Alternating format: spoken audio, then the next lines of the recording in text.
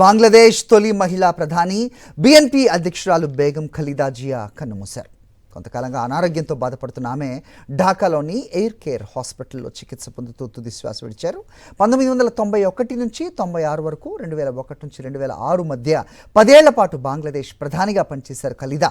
కొంతకాలంగా గుండె, kidney, liver సమస్యలు, డయాబెటీస్ వంటి వ్యాధులతో పోరాడుతున్నారు ఆమె. నవంబర్ 23న హాస్పిటల్లో చేరిన ఆమె డిసెంబర్ 11 నుంచి వెంటిలేటర్ సపోర్ట్పై ఉన్నారు.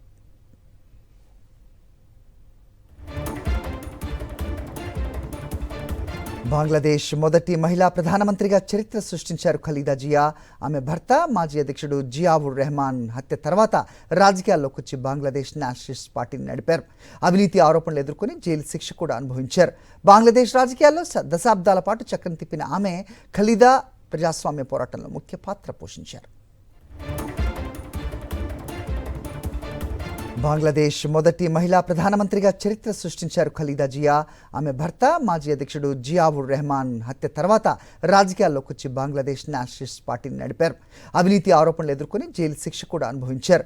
బంగ్లాదేశ్ రాజకీయాల్లో దశాబ్దాల పాటు చక్రం తిప్పిన ఆమె ఖలీదా ప్రజాస్వామ్య పోరాటంలో ముఖ్య పాత్ర పోషించారు.